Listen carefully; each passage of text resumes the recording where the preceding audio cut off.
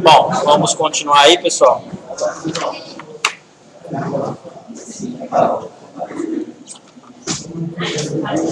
Bom, então, há casos em que a existência de um conjunto de entidades está vinculada à existência de outro conjunto de entidades.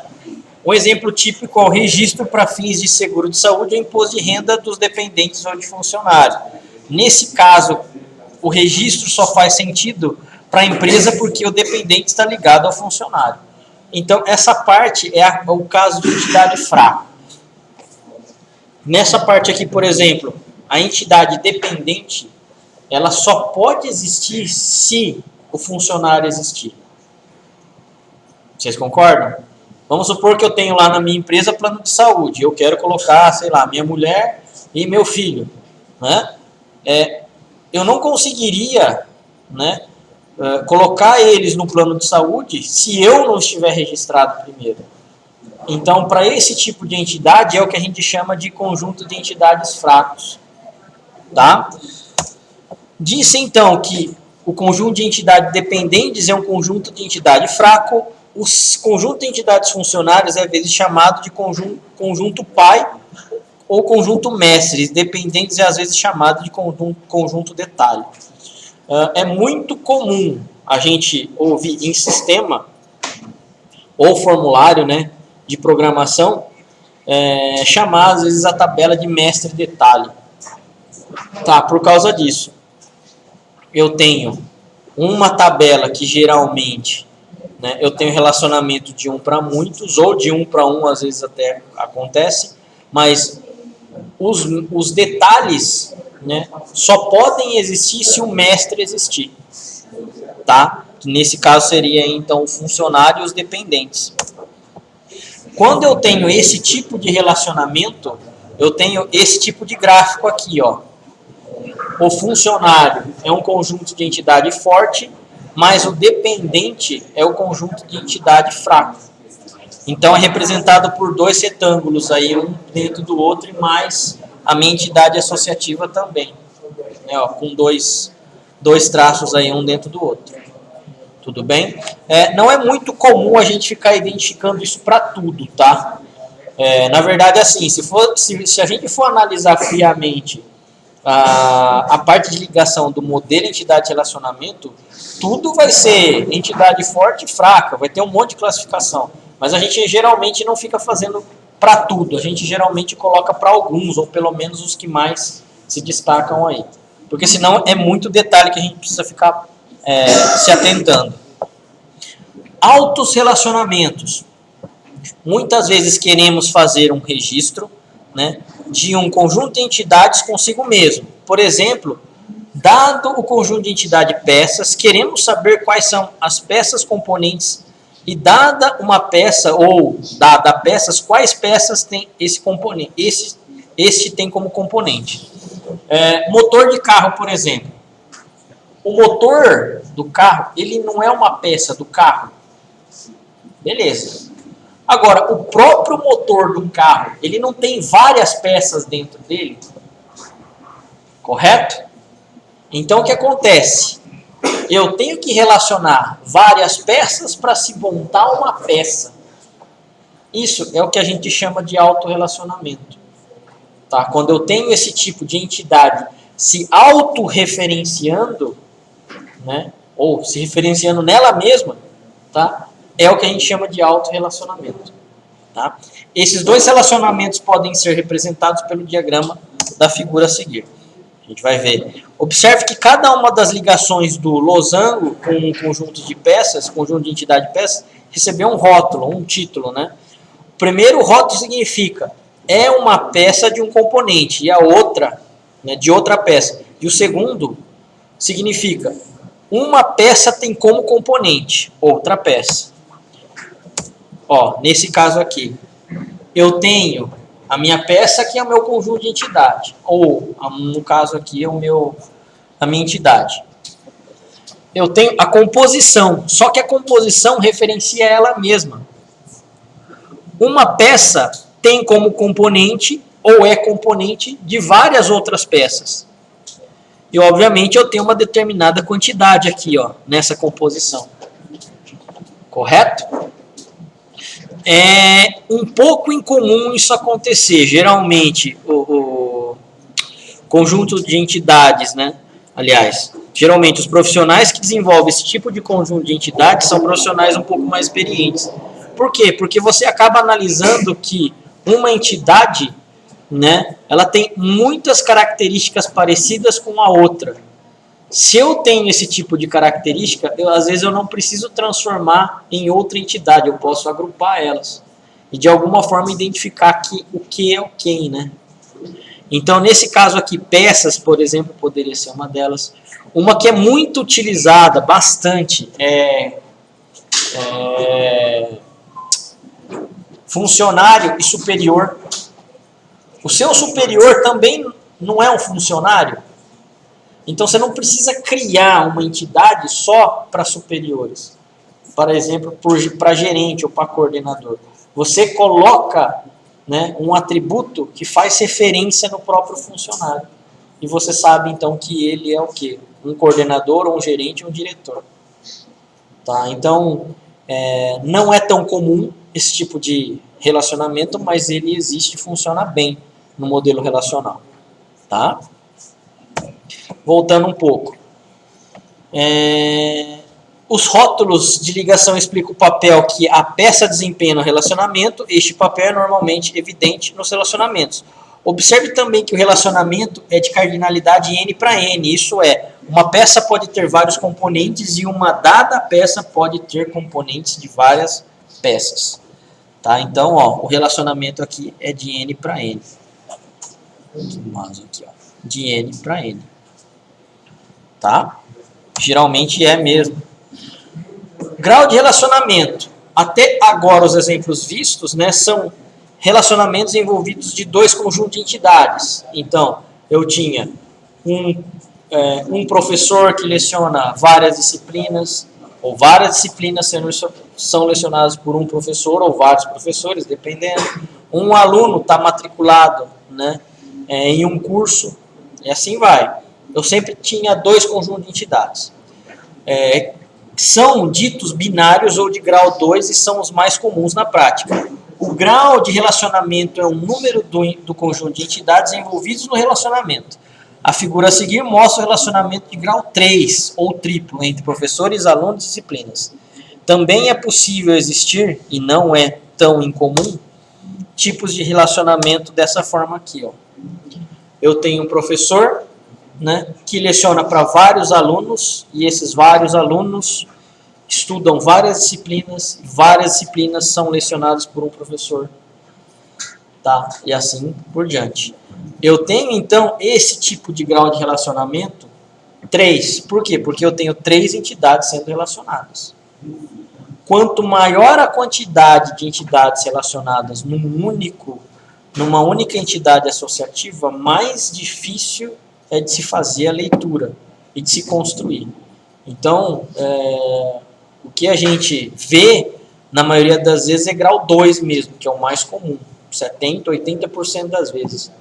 Tá? Mas há casos que vai ser necessário colocar relacionamento de grau 3, grau 4. Tá? Mas quanto mais o grau de relacionamentos, pior é para a gente conseguir fazer a leitura correta disso daí. Tá? Bom, a figura mostra um relacionamento triplo chamado MRP entre materiais, pedido e requisições. Tá?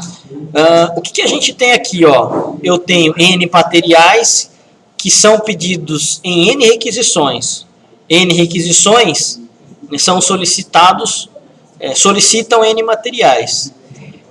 Todos essas requisições de materiais formam N pedidos. E o relacionamento entre materiais, requisições e pedidos, eu tenho a quantidade requisitada e a quantidade pedida. Nem sempre o que você requisita é o que é pedido. Tá ok? Vamos supor que você faz a requisição lá de 10 canetas lá para o seu setor. Só que tem 2 funcionários só. Alguém lá do almoxarifado vai ver, opa, Para 2 pessoas, 10 canetas é muito. Então vamos fazer o pedido de compra de 2 só. Para 1 para cada, e acabou. Correto? Então tem algumas situações que a gente tem essa passagem aqui, grau de relacionamento de 3 ou mais. Tá? Não, a gente não vê tanto, mas existe essa possibilidade. Agregações. Há casos em que o relacionamento de grau superior a 2 não capturam regras de negócio desejado. Por exemplo, no relacionamento triplo MRP visto anteriormente, em materiais, requisições e pedidos, né, que seriam as ordens de compra, uma requisição está relacionada com um ou mais materiais e com um ou mais pedidos, ou com nenhum deles, que é artificial. O que acontece então, pessoal? Na verdade, isso daqui, a parte de agregação, é o seguinte. Você, na verdade, só vendo o modelo de banco de dados, você não consegue definir qual é a regra de negócio em si, ou como aquilo vai se comportar, ou como deveria se comportar no mundo real.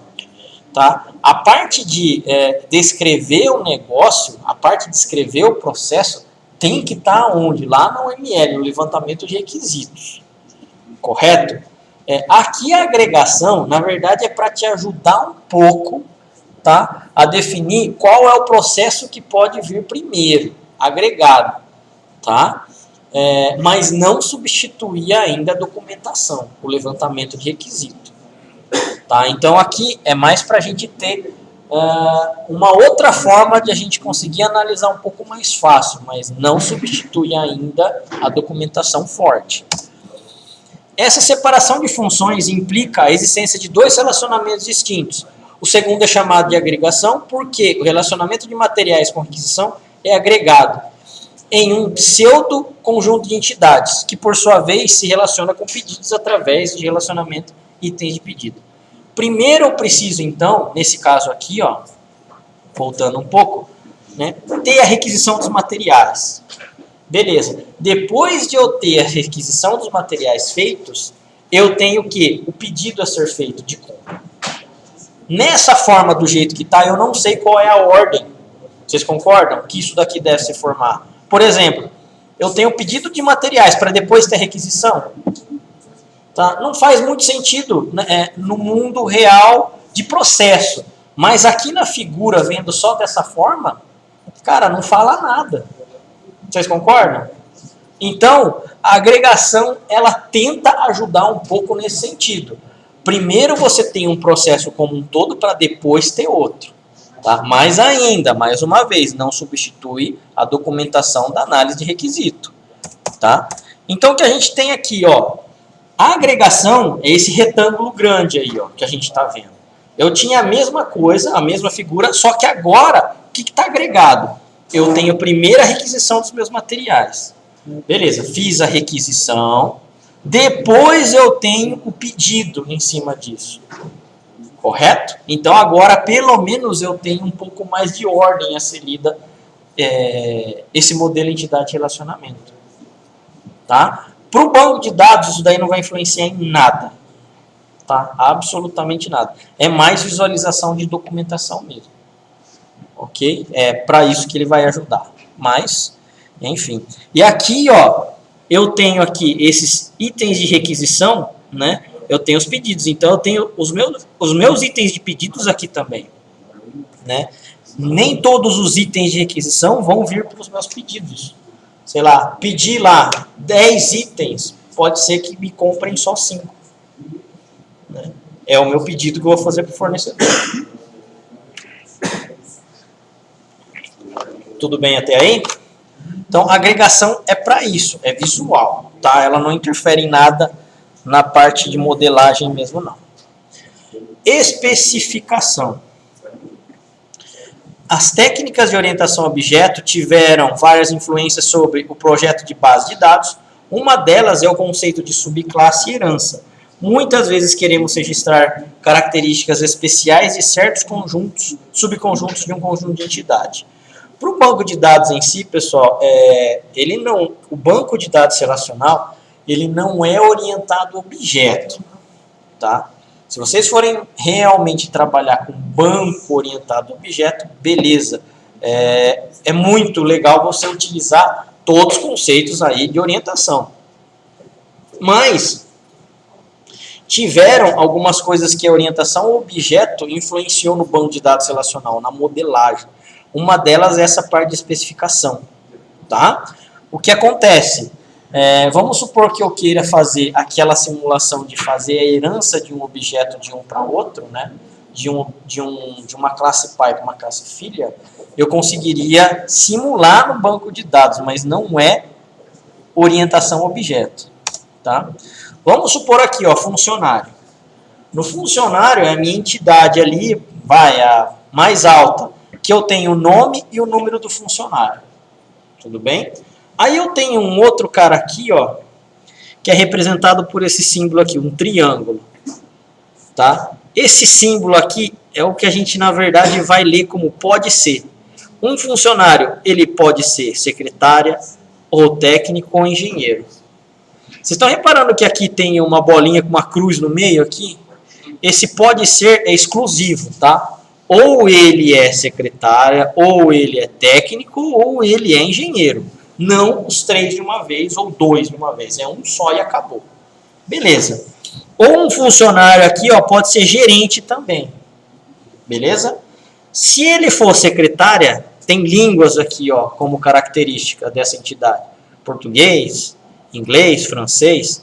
Se ele é técnico, qual é o grau, né, que ele tem? E se ele é engenheiro, qual é a especialidade dele? Engenheiro civil, engenheiro elétrico, engenheiro naval. Beleza. Gerente aqui, beleza, é uma entidade também. E aqui, ó, caso eu tenha um funcionário que seja engenheiro e caso ele seja gerente, eu tenho um funcionário engenheiro-gerente. Contendo os 2 itens aqui, eu tenho anos de experiência aqui, ó, né? Quando ele é gerente e engenheiro. Correto? Então, isso daqui eu vou transformar tudo em tabela depois. Só que isso daqui faz o quê? O papel vai, vamos dizer assim, da herança que a gente tem. Tá? Isso daí vai ser tudo troca o quê? De chave, de um para outro. Chave primária com chave estrangeira. Chave primária com chave estrangeira. Correto? Aqui, pessoal, um funcionário pode ser secretária, técnico ou engenheiro. Eu não tenho cardinalidade aqui de um para muitos ou muitos para muitos, tá? Ou mesmo de um para um aqui, ó. Eu não tenho esse desenho de cardinalidade. Aqui sempre vai ser de um para um. Correto? Quando eu tenho esse tipo de especificação. Em novos conjuntos de entidades também são chamados de especializações no conjunto de funcionários. Como o nome é indica o relacionamento, significa que a secretária é uma funcionária, isso é, possui todos os atributos do conjunto de funcionários. O símbolo mais, ou aquela cruzinha lá, né, indica que a especialização é do tipo ou exclusivo. Um funcionário pode ser especializado em apenas um dos, né, no caso, secretária, técnicos ou gerentes. Bom, integridade referencial, a gente já comentou, mecanismo utilizado para manter consistências dos dados gravados. Dessa forma, não são permitidos a entrada de valores duplicados, nem a existência de uma referência de chave inválida da entidade. Então, a minha chave referencial, a minha chave estrangeira, é que vai consultar uma tabela fora dela, né, estrangeira, para ver se um determinado existe ou não. Existiu, pode colocar, pode gravar o dado na tabela referenciada. Não existiu, o banco mesmo ele não deixa fazer essa parte. Tudo bem? Também é necessário que cada valor da chave estrangeira possua uma ocorrência na outra entidade, a qual faz referência. Se isso não ocorrer, fica claro que estaremos perdendo uma informação importante do sistema. Ou é sinal que a sua modelagem não é modelagem. Que a sua codificação não tem a sua integridade referencial. Tá? É possível você criar 2 tabelas sem integridade referencial. Isso dá. Tá? Não é o recomendado, mas dá. Na hora de você preencher os dados, tá? Os dados podem não bater entre a chave primária e a chave estrangeira das tabelas.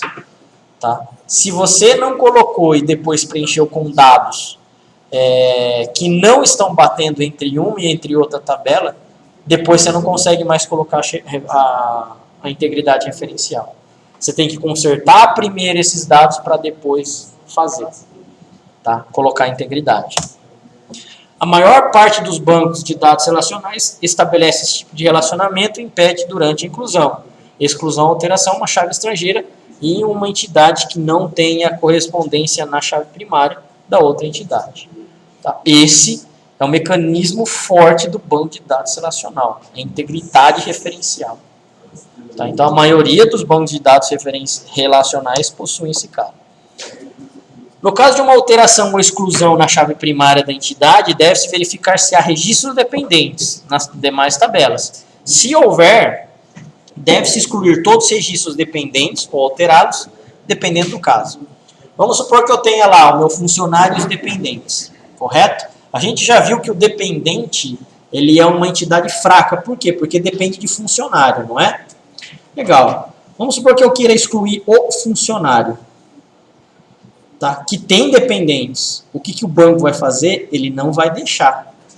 O banco ele vai falar, olha, enquanto você tem dependentes, você não consegue excluir. Qual é a ordem para você fazer a exclusão? Exclui os dependentes para depois excluir os funcionários.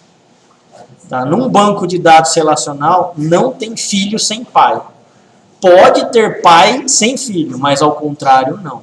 Então, a ordem de exclusão sempre são pelos filhos primeiros para depois vir para o pai. Tem jeito de você aplicar alguma regra como quando você excluir o pai, exclui os filhos também. Dá para fazer isso, mas não é o recomendado. Justamente por quê? Para não fazer besteira. Tá? Se um banco de dados relacional é relacionado para isso, você está tirando, na verdade, essa parte dele. Tá? Então, tem como, mas não é recomendado.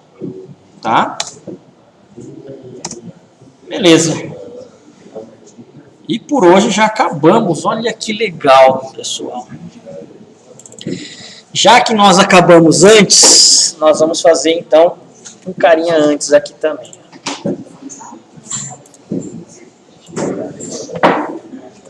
Canvas Rancheta. Login. Banco de dados 1.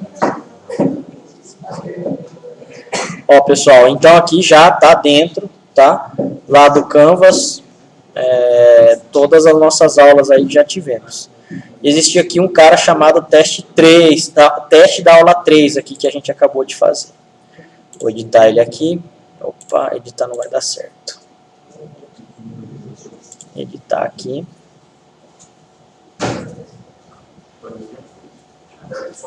Às 21h30.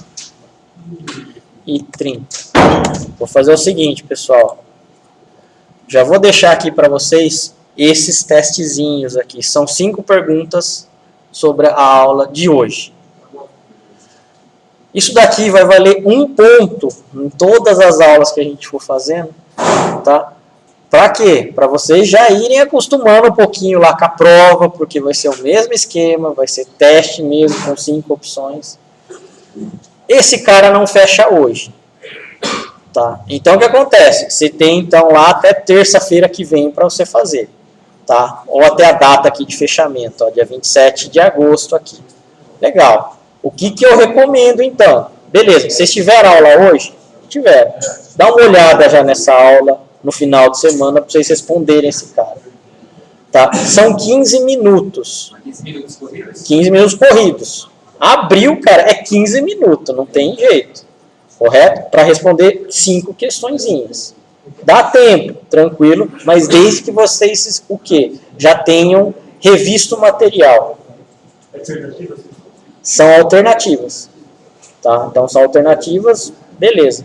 Ele não vai te dar resposta na hora, porque vai ter mais gente fazendo, enfim. Mas, depois de fechado, ele já abre para vocês pegarem e verem o gabarito lá dela e qual é o comentário de resposta. Tudo bem? Então, quem quiser pode fazer agora, mas eu não vou... ele vai estar aberto até terça-feira aí. Então, a recomendação, antes de fazer, já olhem a aula mais ou menos de hoje, que eu já vou postar também, para vocês pegarem e depois responderem.